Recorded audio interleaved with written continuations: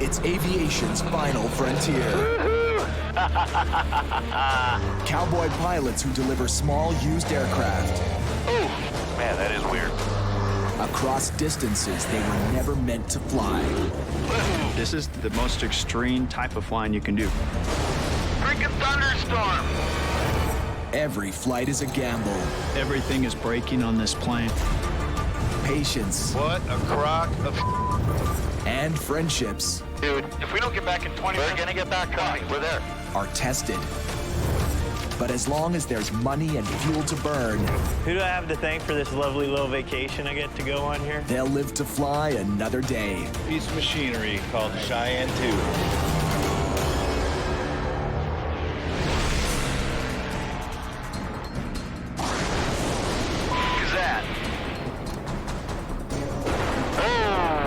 Good lightning bolt. I don't know, another one over there to the right. Stu Sprung and Kerry McCauley are caught in the teeth of a desert storm. Now there's kind of a real thin line in front of us.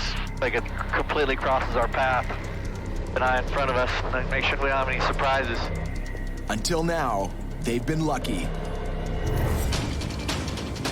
5 days ago, Stu and Kerry launched from Singapore in a 2008 Cirrus, a plane with its own backup chute. Aiming for Ohio, they crossed Thailand, India, and Pakistan. Nearly 5,600 kilometers, where the only severe turbulence was in Stu's stomach. I feel sorry for you, man, you know. Dying up in here. But now, over the Middle East, they've been ambushed by weather. Isn't this supposed to be the dry part of the world? This is the first time we decided to do a 100% night leg, one of the longer ones of the trip. And here we are flying through embedded thunderstorm. Got another one over there to the right. And right now, flying around this storm is not an option. We're right on the border of Iraq, and pretty sure they won't be super happy with us. A detour over Iraq could be more lethal than a thunderhead. Civilian planes have been targeted by missiles before. I think we might be lucky and have a little hole right in front of us. Yeah, it kind of seems that way. An opening appears in the wall of thunderheads, and they make for it. I'm liking this hole so far. So far, yeah. It's like threading a needle on a bumpy road in the dark. We can slide through this. Yeah, just get on the other side of this and we're gold. Your approach is approved. Remain my frequency for a while. But as they come into land, they've got one more problem. Each other. Where are you going? Just giving the thing a chance to do its thing. Approach should be more like that. Stu's racked up hundreds of hours on Cirrus aircraft. Yeah, this place. So from the start of this trip, we'll give you the reins on this one, see how you do. They agreed Stu would be captain. Your nose down. Gear coming up. On their previous missions, Kerry's experience made him the heavyweight. Nose down, nose down, nose down, nose down. And this role reversal has been a struggle. Turn around, cancel the approach. We got to hold on 1 second. Let me just answer. We're around.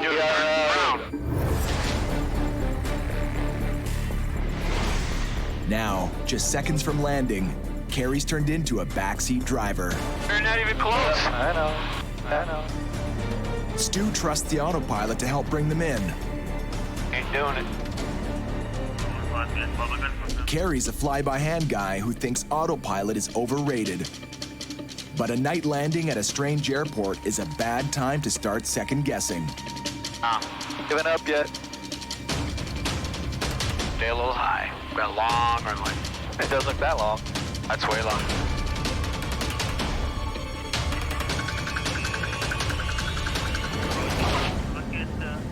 Stu hit down a little hard, but Kerry holds off on the color commentary. Park it next to this guy. Got it. For as long as he can.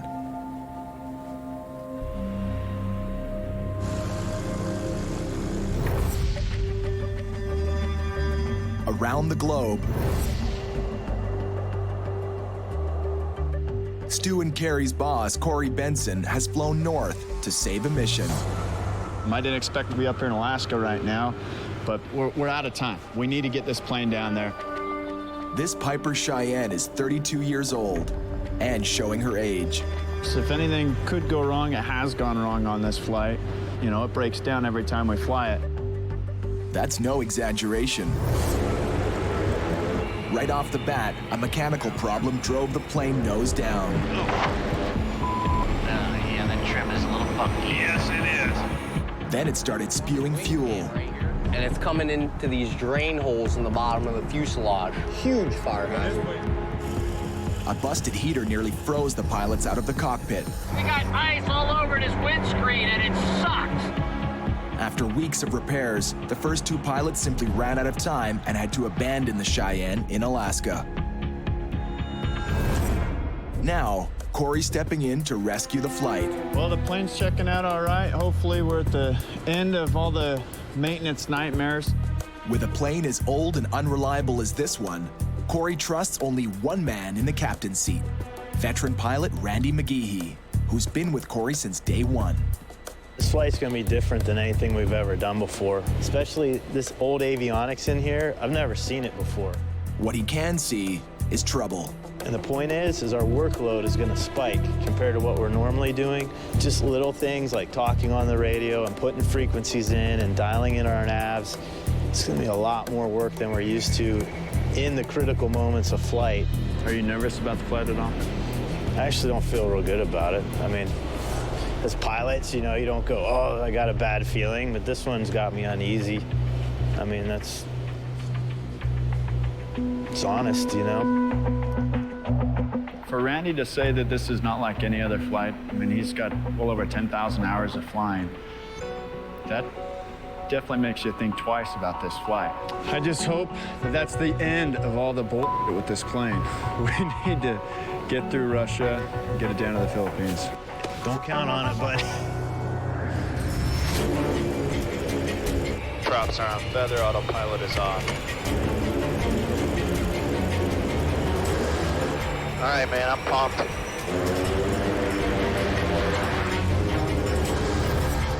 Since Cory took on this notorious hangar queen, it's averaged a breakdown every 800 kilometers, even backtracking for repairs.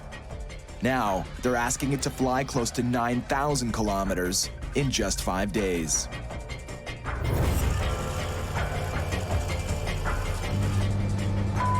Dude, if we make it, it's gonna be a miracle.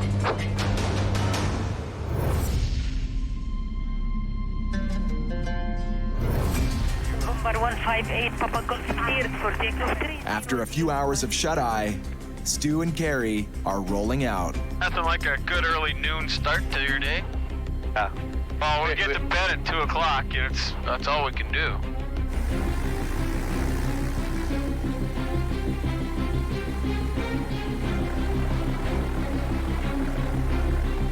What a cool departure, holy moly.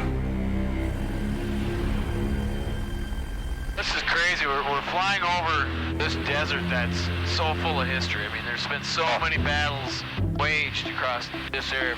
Kerry and Stu have their own ongoing battle over who's really in charge.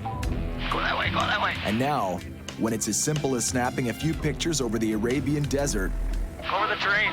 I'm going. Give me a second. Oh, you're not. Give me a second, dude. Give me a second. they can't even agree on how to sightsee. You're gonna miss it all. All right. Stop yelling at me.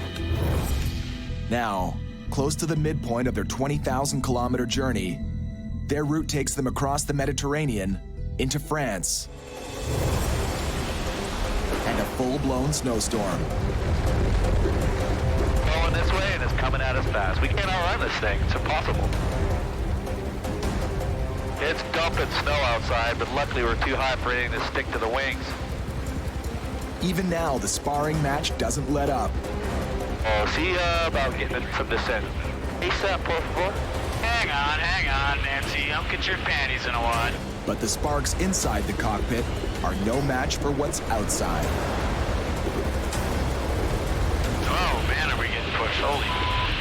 The winds are now gale force. Almost powered almost all the way down. 54 knot tailwind. But the storm has one more very big surprise. Oh, look at that. Feel that? Are you kidding me right now? Holy In a minute, went from nothing to, oh my God, hundreds of lightning strikes. I've never seen that before. Each of these dots tracks a lightning strike in their path. A minute ago, there was nothing there, and it just painted about 100 strikes. Right on our path, we would try to contact them, let them know we're turning, but I'm not waiting for permission on this one. We're just going. Landing at night at a strange airport in a severe storm. It's about as bad as it gets. But it's about to get worse. Gotta go left. Gotta go left. Man, this is some serious wind. 50-mile-an-hour wind blow you all over the place. Stu guides the lightweight Cirrus with the help of the autopilot. Double wings, you're gonna get blown left again. But in these winds, the autopilot can't keep up. If it goes left again, once it catches that left wind, I'm hand flying it. all right. Stu flies by hand to stay on course. But Kerry has 20 years of hand flying, and for him, nothing's happening fast enough. Easy. You're going down 1,000 feet a minute.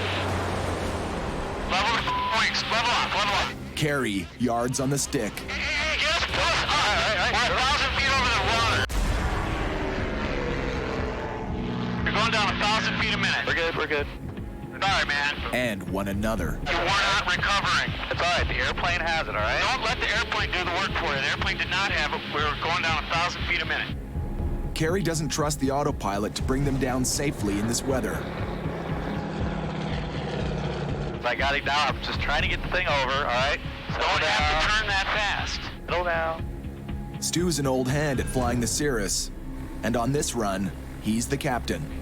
Oh, you're getting blown. Oh, man, it's windy up here. Holy Hey, chop your power. You're gonna Dude, just shh. Please.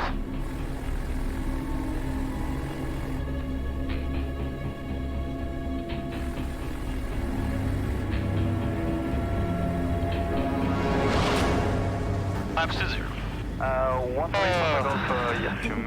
Maybe it's his training as a firefighter, but under pressure and with his co-pilot barking at him, Stu keeps his cool. Pops up. Thank you.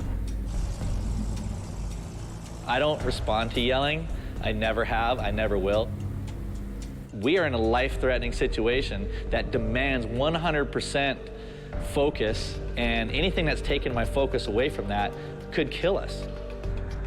But outside the cockpit, neither pilot is giving an inch.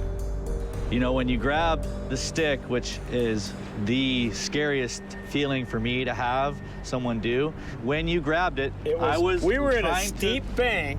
We weren't in a steep bank. We were in a steep bank. You were trying too hard to re-intercept that, and we were all of a sudden going way down real fast. It wasn't bad yet, but I wasn't going to let it get any worse. But I was holding it. I wasn't in a freaking snow and dive, but grabbing you weren't correcting it fast enough for me. I wasn't going to let it go. But that's the thing. I wasn't doing it fast enough for you, but I was on it. I didn't think so. It helps a little bit when I get some peace when I'm trying to land in 50-mile-an-hour crosswinds, but it's hard for me to focus on all the variables that I'm trying to do and have you yelling at me and saying stuff. It's like, oh God, just. Well, I can't. I know. I don't want to die either, so I'm trying to help. I've got a wife and kids to come home to.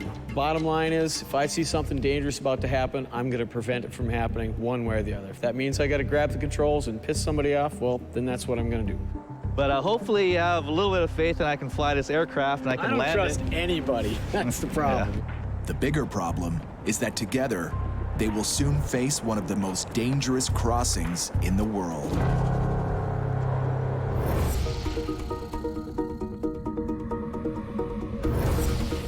Russia, here we come, man. With your best buddy. Cold. Your best buddy at 22,000. Yeah, I'm glad you're here. It defies the odds that Cory and Randy are in the air at all. The geriatric Cheyenne, with its bad history of problems and repairs, has somehow carried them more than 3,000 kilometers from Alaska into Russia. Life is good. Chasing that sun. We have a heater The cockpit heater's helping combat the minus 40-degree temperatures outside. That wasn't always the case. We got things freezing up. We got nuts and bolts freezing up. On earlier flights, the Cheyenne revealed a low tolerance for the cold. We got a windshield that won't defrost. It's just one thing after another. But fixes to the cockpit and windshield heaters are holding up. And in sub-zero temperatures, that's critical. November 800 Echo Bravo, Ethan, get to land. We're gonna land 10800 Echo Bravo.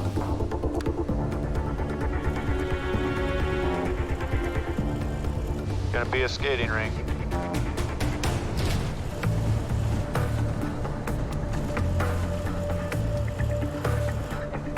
Dude, I'm glad we made it, man. That was a long day. Made some good ground, though.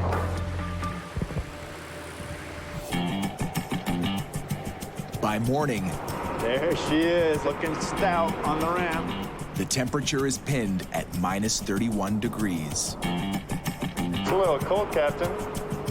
We've got awesome weather. It's gonna be a good day to fly if our airplane goes together. Yeah. If she starts. The problem-plagued Cheyenne needs a big thaw job.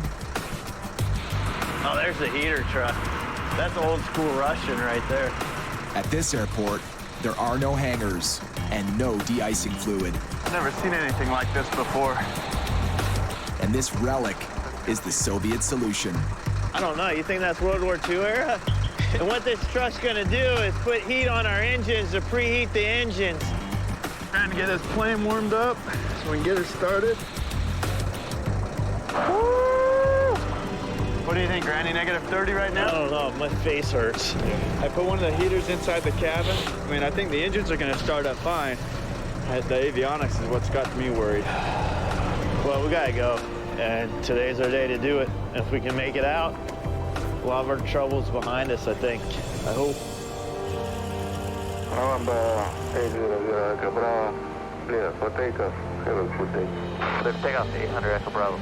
All right, Corey, here we go. Let's get out of Magadan. Dude, it is cold, man. I never thought we were gonna get here, let alone get out of here, but it's time to go. Heater, you're putting that in the air, man. It's on. My feet are so cold they hurt, man.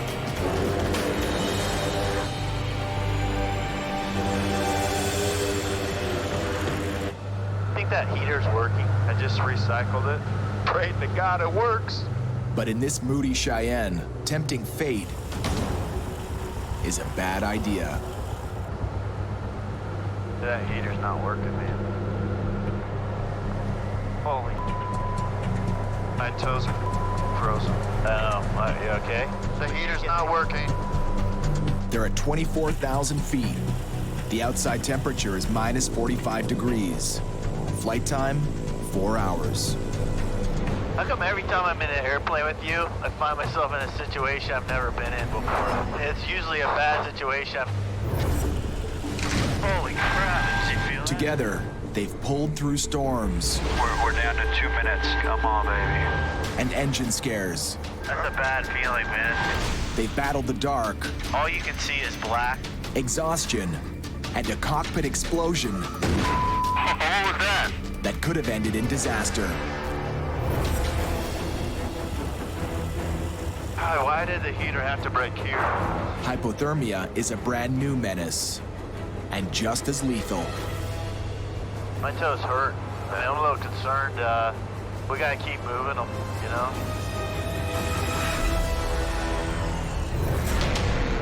Stu Sprung and Kerry McCauley approached the northeast coast of Scotland.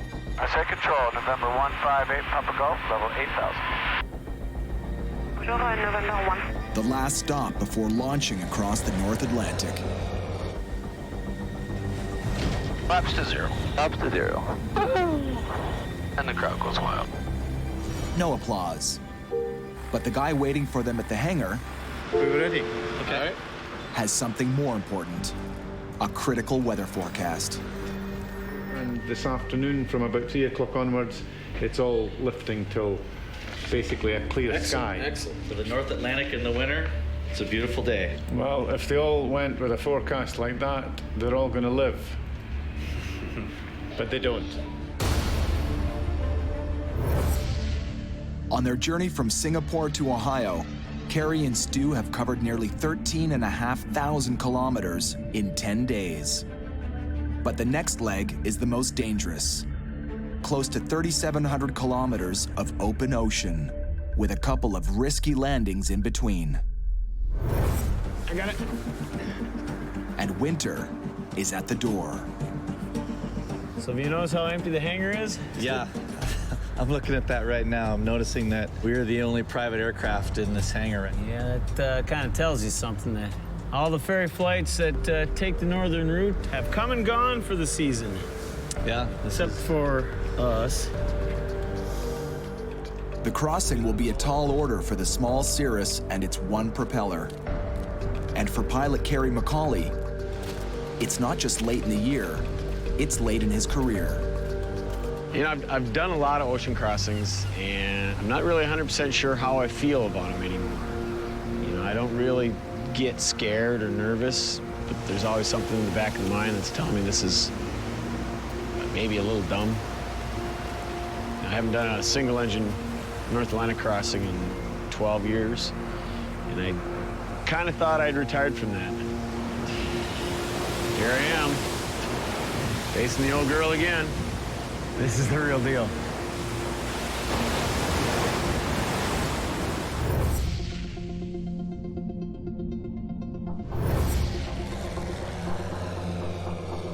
I can see my breath. That's awesome. Over Russia, Cory and Randy may as well be flying a refrigerator. I don't know what it's gonna be, but when you pay me back, it's gonna be huge. Not big, huge. From the trip's start, the Cheyenne was dogged by an unreliable heater. Now, it's officially gone AWOL. Grandpa, why do you only have 2 toes? Well, son, there was one day Randy forced me to go on this flight with him. Da, da, da, da, da, da, da. Cory, how much would you give me if I stick my tongue to that metal? Ah! How much longer? 2 hours, 37 minutes, sir. But the laughs will only keep you warm for so long.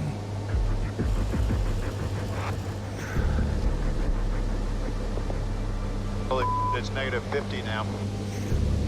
Might even be colder because the gauge is pegged. And our bags are up front, or else we could at least get some sweatshirts and stuff and put down on our feet. I put my hat down there. Any other time, I would have canceled our flight, you know? It's too cold. I mean, it's just too tough, man. My feet are numb and hurt.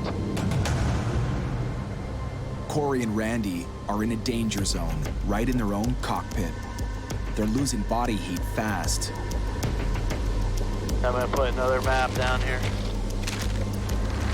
It's not high-grade insulation, but every bit helps. Maps actually work pretty good. Can we hand me another one? Here, one of our favorite places, a nice warm Australia. Hypothermia can rob a pilot of his judgment and reaction time. And Cory and Randy have 2 more hours of this. We have to be extremely careful that none of this stuff gets caught The rudders? in the rudder pedals. I've been flying for 26 years. I've never heard of a situation like this. It started out kind of funny, and hey, this is really cold, and then it got really cold, and then it got serious. Yeah, it hurts to touch my feet. Holy...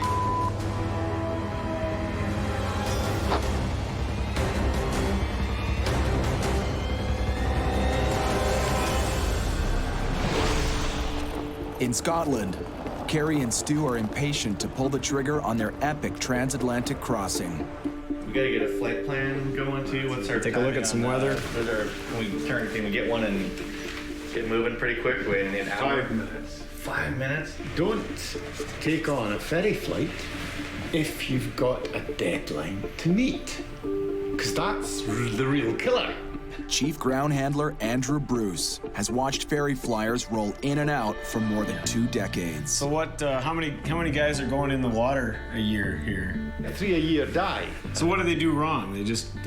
What do they do wrong? They just get involved in weather that really isn't compatible with that aircraft, and occasionally they run out of fuel. Because the winds on the Atlantic have got a habit of not being what they are when they're forecasted. Yeah.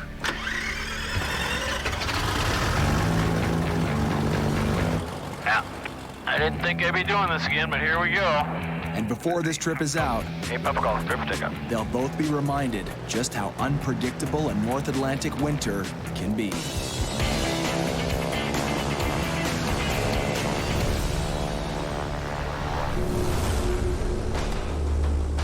Nearly 8,000 kilometers away, Cory Benson and Randy McGeehee are in a Russian deep freeze. Good, my hands are so cold I can't move them. The Cheyenne's heater broke down more than 4 hours ago. My feet hurt so bad and it's so hard to move right now. I'm a little worried about manipulating the controls on landing, you know? Not go hit the brakes and your feet just wouldn't work. And as they close in on the airport, it's not just their bodies that are slowing down in the cold. See the airport? No. Be at 3 to 4 o'clock. Cory's confused left and right, pointing Randy in the wrong direction. 3, 4 I'm o'clock. sorry, dude. Man. November, Echo Bravo, are you ready to land? 800 Echo Bravo, we're ready to land, sir. I mean, the main difficulty on this approach right now is us, Cory. We're cold, we're distracted. Our hands, our feet aren't moving that well. I don't know if that's affecting our judgment or our thinking very much, but because I don't know that for sure, I assume that it is. So we gotta be extra careful, double, triple check everything.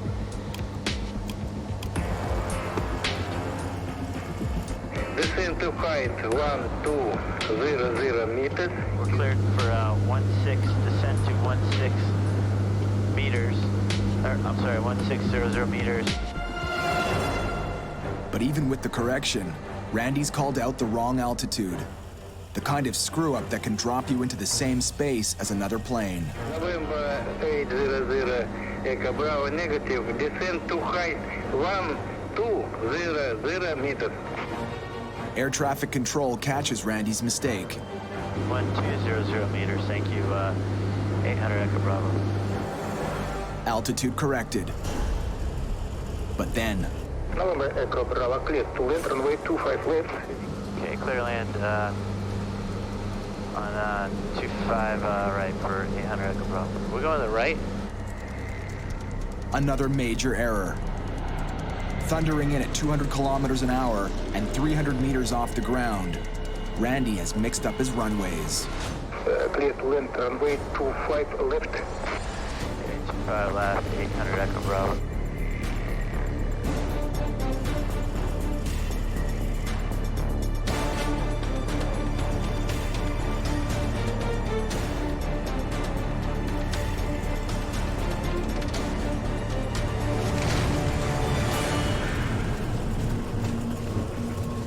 Well done. Last stop in Russia. Get the cold. Let's get the hell out of this cold. Let's go get some vodka. Glad we made it, man. Well done, dude. I'm just glad we made it this far. And we still got all our fingers and toes. Halfway around the world and even further north, the temperature is 45 degrees warmer. For Cory's pilots, Stu Sprung and Kerry McCauley. A little warmer than I was anticipating. We're 5 degrees above freezing. It's a little better. We have no icing problems just yet. Boy, that tailwind is really nice right now. This leg is a bunt. They put 16,000 kilometers behind them and are now over Greenland. It's low-stress flying, and the sometimes testy mood in the cockpit is downright neighborly. Everybody good? Everybody happy? Super happy. 158 Papa Golf, go ahead.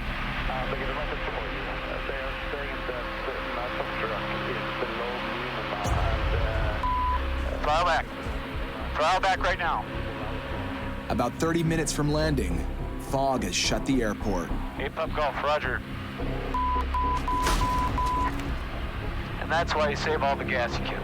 This is a killer. This is exactly what we did not need today. We're way past the point of no return. Yeah, we're physically over Greenland right now, so there's no turning back. Exactly the sort of thing I hate. In Greenland, the weather changes really quick. Big old front moves in or something and shuts the airport down. What's our alternate, nuke? Maybe, if we can reach anything. It's a problem, the alternates are just not close enough. They scramble to see if the weather's better at another airport, and if they have the gas to get there. Nurse Hazard Radio, Thunderstorm Radio. November 158 Papa Golf. They've lost radio contact. How'd we lose them? We're getting closer to land and we're over land. Now in a real emergency, their survival depends on fast thinking and tight teamwork. While Kerry works the radio, Stu grabs the satellite phone. Hello, this is Stu, the pilot's from November 158 Papa Golf. Can you hear me? Hello? Yes, I'm sorry, I'm on the satellite phone and it's really loud. Can you hear me?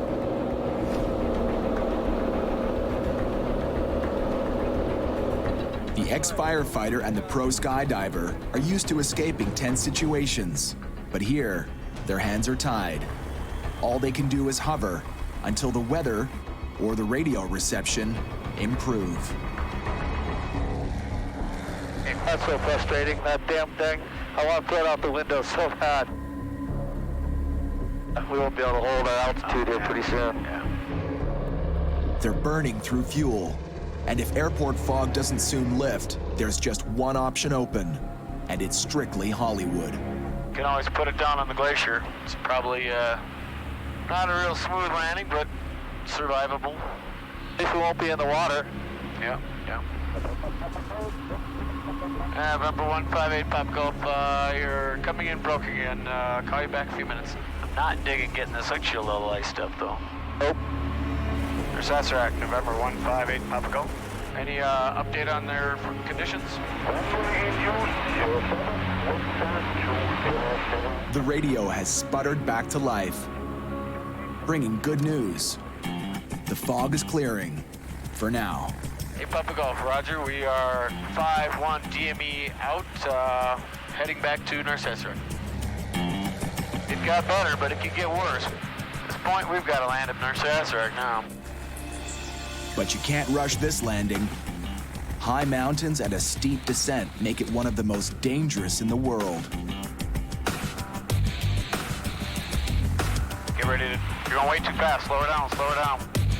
Stu knows this plane, but Kerry's flown this approach many times. In a half mile, you're supposed to be going 900 feet a minute at 90. And his old impulse to take control in risky, fast-moving situations kicks back in. Yep, okay, chop it. Chop it, approach flaps. Down we go. Quick. Down we go, down we go. Okay, not quite that fast. 900 feet a minute. You're doing 15. All powered out. Stu hasn't lost his instinct to filter the noise. Don't go any lower. Don't go any lower. I'm good. It's on this side. It's not in that hill. It's over here. Oh, got a sight. Runway inside for Papa Golf.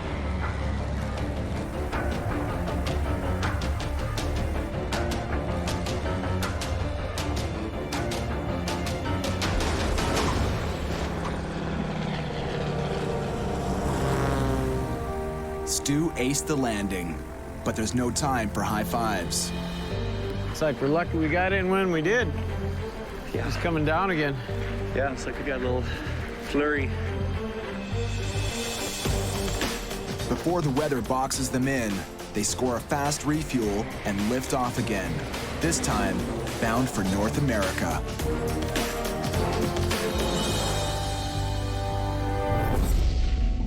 Two oceans and a continent away. Oh my God, what a change in the elements. Cory and Randy have traveled from hypothermia to heat exhaustion. Going from negative 50 degrees to sweating like crazy. From sitting in the fetal position, worried my toes are gonna fall off, to sitting here, can't stop sweating. Dude, we're almost there.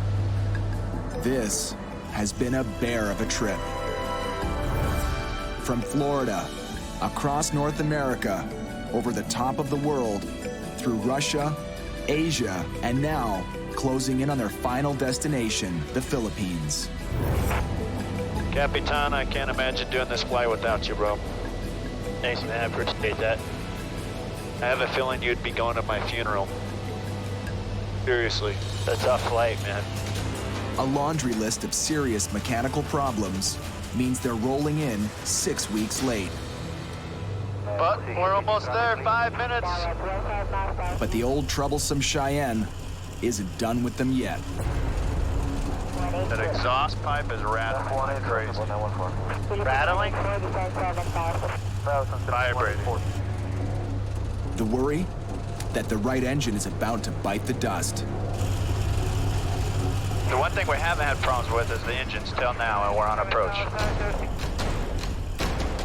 Gotta get this plane on the ground, man. Come on, baby. Couple more minutes. They cross their fingers and make for the runway. We're not going around. Okay. Clear to land 06. Clear to land 06 for 800 Echo Bravo. 150 feet. All right, get right down. Good. Clear to land. November 800 Echo Bravo, left Echo 4, taxi Charlie. The ground, good afternoon, signal up 413. We're in Manila. I never thought we'd get here. By 995. Dude, I thought we were gonna lose that right engine on approach. I don't even want to talk about it.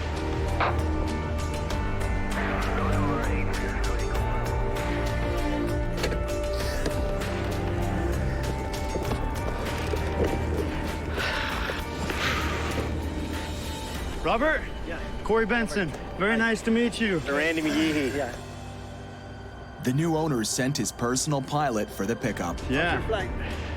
We had some challenges, you know, and there's a few issues on the plane, but we've got a list. We'll go over it with you, but we're glad we're here, finally. This flight is probably the most dangerous and challenging flight out of all the ones that we've done. I'm ready to hand the keys over on this one. I'm done. More than 12,000 kilometers away. Oh, this is some rugged land. Cory's pilots, Stu and Kerry, have hit a milestone of their own. The ocean is now behind them. That's the same with Canada. I mean, it's monstrous. Unbelievably huge. They've jumped the last Atlantic leg and are now facing the Canadian wilderness and a fierce headwind. What do you want to do, under or over? I say under. Southwest of Goose Bay, Labrador, they drop low. Really low. This goes against almost everything that most pilots have been trained to do. We screw up here, run the tree so fast, you don't even have time to say, oh, but the thing is, most pilots don't know how to do it.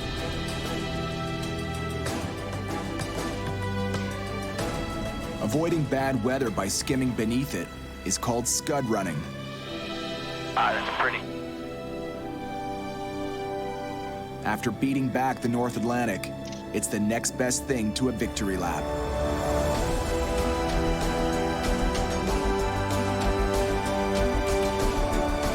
Oh, look at that.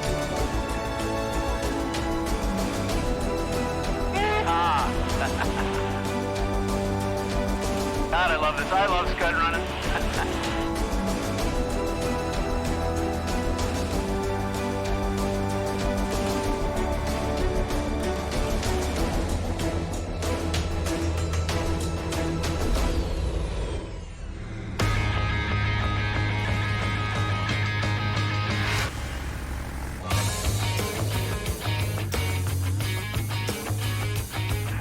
Papa Golf, winds are calm, clear to land. At the end of 20,000 kilometers, Stu and Kerry are guiding the Cirrus to its new Ohio home. The land 24 left, 8 Papa Golf. And some things never change. Hey, yep, better start your turn. Don't blow through it. Start your turn. 2 degrees. I good? That's pretty good.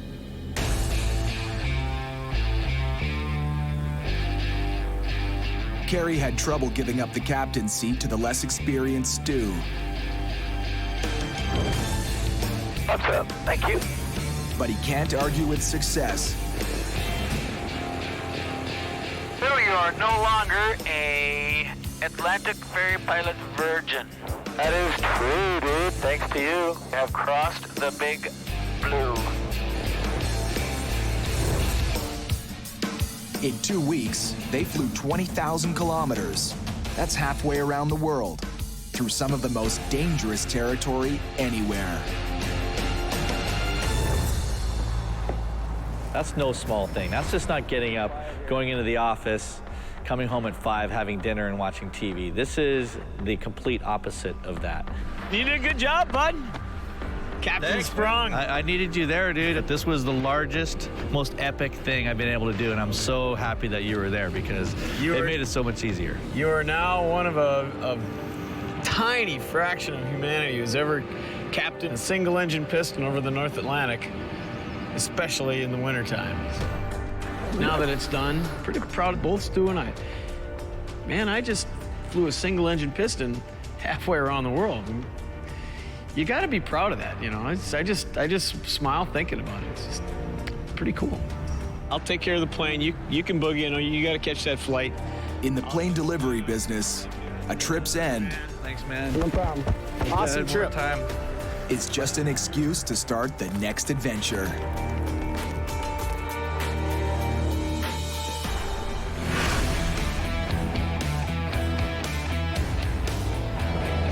And now, in Dubai, that's exactly what boss Cory Benson is doing. It's showtime. Cory. How are you? Very nice to finally meet you. Me too. He's chasing the money in the Middle East. Hello, how are you? Cory Benson. Opening a second office. Do we have any meetings scheduled for today? Yeah, we have like 2 meetings today after the press conference. I'm glad to be here. This is one of the biggest milestones that our company has ever had. Opening the second headquarters down here in Dubai, really expanding into the Middle East and into the African markets. This is big. Here, buying, selling, and delivering planes is a multi-billion-dollar industry and growing. Cory's own bottom line in his first year of business was in the hundreds of thousands. And it's been one wild ride.